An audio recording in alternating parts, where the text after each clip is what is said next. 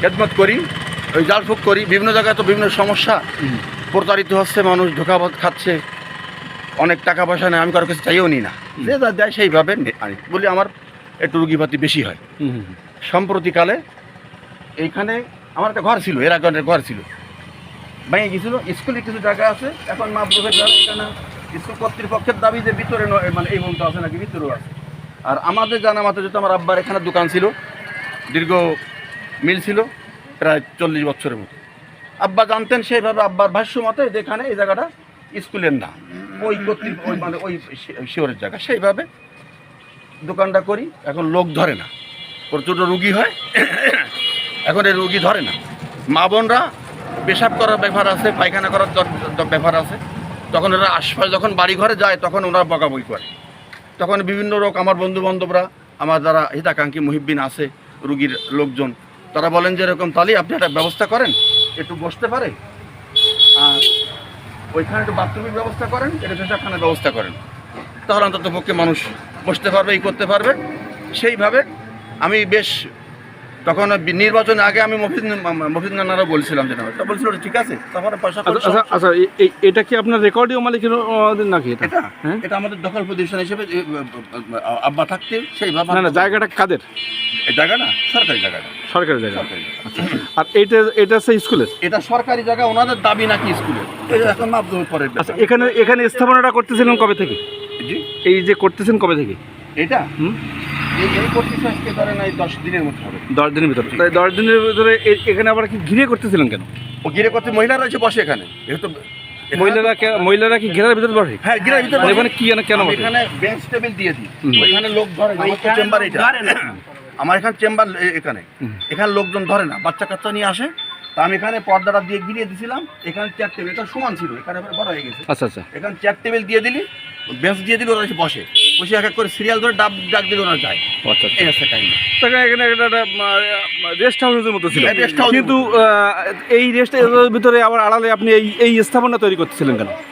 আড়াল দিয়ে না তো, ওই যে ঘেরা ছিল তো মহিলারা বসে এখানে, গাল তো অনেক বসার জায়গা, তাহলে তাদের তো বসতো, তো সেই জায়গায় আপনি আবার হঠাৎ এর ভিতরে এগুলো। বাথরুমের জায়গা তো নাই, তা বসবে তো একটা পরিবেশ তো করা লাগে বসার জন্য, উন্মুক্ত। আমি বলছি কি, এটা তো আপনি জানেন যে এটা আপনার না। আমি জানি যে আমার এই দোকান ভিত্তিতে আসি, খাসের জায়গা হিসেবে জানি, সেইভাবে দখল করতে চাই। তাহলে এই দখল জায়গা জানলে তো অবশ্যই যোগাযোগ করতে। তাহলে এমনি যাই হোক, এমনি সরকারি জায়গাতে দখল করা ঠিক না। এখন যেহেতু আমরা তো ভূমিহীন, আমরা কিন্তু ভূমিহীন, আমাদের 1 কাঠা জমি নাই, 4 শতক জায়গা আছে 35-70, আমরা কিন্তু ভূমিহীন। ওই 2 হাতের পরে জীবনযাপন করি, সেই হিসাবে আমরা এসব জায়গার দখলদার, আমরা পাই আমরা প্রাপক। কিন্তু যেহেতু সমাজ ব্যবস্থা সেরকম না বলে আমরা পাই না, যেহেতু আমরা একটু লম্বা দামা গাই দিই। আচ্ছা, এখানে কি ওই সকালবেলা এসে স্কুলের প্রধান শিক্ষক আসছিলেন না, বাধা দিয়েছি আপনি? তারপরে কাজ করতেছিলেন কিভাবে?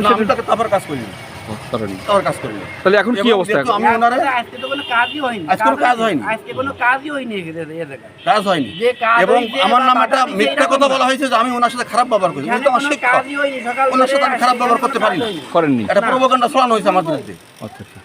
এখন আপনি কি করতে চাচ্ছেন? এখন আমি করতে চাচ্ছি, যেহেতু আমার এই জায়গাটা আমি আমি স্যারের বলছি, স্যার আপনি ভালো করে ঠান্ডা মাথায় বোঝেন, আরো অনেক সহশিক্ষকরা ছিলেন, যে স্যার এই জায়গাটা আমার দখল দেওয়ার উদ্দেশ্য না, ইনিও ছিলেন। আমার এখানে কোন স্যার আইছিল? প্রধান শিক্ষক স্যার ছিলেন, যেহেতু আমার তো মেন চেম্বার আছে, আমি এখানে রুগী দেখি সারা জায়গায় ধোঁকা খাচ্ছে মানুষ, তা আমি এখানে পয়সা করে চাইনি না কারোর কাছে, আমার কোনো প্রমাণ নাই, আমি কারোর কাছে পয়সা করে চাইনি, যে যা দেয় আলহামদুলিল্লাহ। তাতে করে আপনি জানেন, তারা সেবামূলক প্রতিষ্ঠান হিসেবে আমি কাজ করতেছি দীর্ঘদিন ধরে। তা সেই হিসাবে আমার এই জায়গাটা দরকার। কেন দরকার? যেহেতু আমার চেম্বারে লোক ধরে না, তাই এখানে একটু বিশ্রাম নিল, আর এখানে বাথরুম, ওইবার যখন ওই বাথরুম করবো, একটা পেশাবখানা করে দেবো। মা বোনদের আশপাশ যখন যায় তারা অনেক বঞ্চনার শিকার হয়, অনেক সময় বেশি কথাও বলে। কাজে আমার এই হিতাকাঙ্ক্ষীরা বললো যে তুমি আপাতত গিরে গেলি, তা যেহেতু আগে একবার কাঁচা করিলাম, এখানে ঘরটা ছিল আমার প্রায় 11 বছরের মতো ছিল, তা কাঁচা করলি আমাদের তো সেই কায়দায় পয়সা করি না, তাতে করে ওই ভেঙে গেলেই সমস্যা। তাই এই পিলার দিয়ে, দেখেন এই পিলার দিয়ে এই কম খরচ। যেহেতু আপনার বাধা হয়েছে, কাজ বন্ধ করেন, এখন কি করতেছেন? এখন যদি ওনাদের সাথে যদি স্কুলের হয়, আমি কর্তৃপক্ষের ন্যায্য ভাড়া দিয়ে থাকবো, যেহেতু আমি অবৈধভাবে ভোগ করবো না। আর যদি আমার দখল প্রতিষ্ঠান হিসেবে ওনাদের না হয়, তারা স্কুল কি দিতে চাচ্ছে আপনাকে? এখন যদি না হয়, যদি ওনারা যদি না, আমার তো আলোচনা করে দেখবো, যদি ওনারা না মানে নেই তাহলে আমি চলে যাবো, প্রতিষ্ঠান ছেড়ে চলে যাবো, পারবো না। প্রতিষ্ঠান মানে এইটি এটা সর্ব এটাও ছেড়ে দেবো। এখন আমার যদি বসার জায়গা না থাকে, আমার রুগী যদি বসতে না পারে, যদি সেখানে পেশাব পাখানে পরিবেশ না থাকে, তবে এখানে করার সুযোগ নেই, আমি চলে যাবো। আমার একটা প্রশ্ন আছে, কোনো কিছু করে না, না, না, আমি ঝাড়ফুঁক করি কোরআন তো ও তো ওর কোনো তো ই নাই, ও তো ভিত্তিহীন জিনিস। কোনো কিছু লাগে না। ওর না, তবে আলেম হওয়া লাগে, আমি আলেম, আমি বলো না। এই তদবির বলতে কি কি করেন আপনি? তাবিজ লিখিয়ে কোরআন হাদিস পড়ে ঝাড়ফুঁক করি, আর কিছু না, হ্যাঁ, আর কিছু না। মানে কি কি, মানে কোন কোন বিষয় দেখেন আপনি? কেউ ভয় পাইলো, বাচ্চা কাচ্চা হয় না, এরপরে জেনে ধরলো, বিশেষ করে জেনের রুগীগুলো আসে বেশি। এই। কারণ এই জায়গায় বিভিন্ন জায়গায় গেলে 10,000 5,000 টাকা দাবি করে মানুষ, এখানে আমার 500 টাকা 100 টাকা 200 টাকা যে যা দেয় এমনি, এই জন্য এগুলো আমার এখানে আসে বেশি। আমি 2008 সালে এখানে এসেছি। 8 সালে আমি এসে যেটি জানলাম সেটি হলো সেই জানা মতে এই জায়গাটা স্কুলের রেকর্ডীয় জায়গা, স্কুলের সম্পত্তি। ওনার সাথে ইতিপূর্বে কথা হইলে উনি বলছেন যে এটা স্কুলকে ভাড়া দেবেন, প্রয়োজনে উনি ভাড়া দিয়ে থাকবেন। এ কথা উনি বলেছেন, ইতিপূর্বেও একবার বলেছিলেন।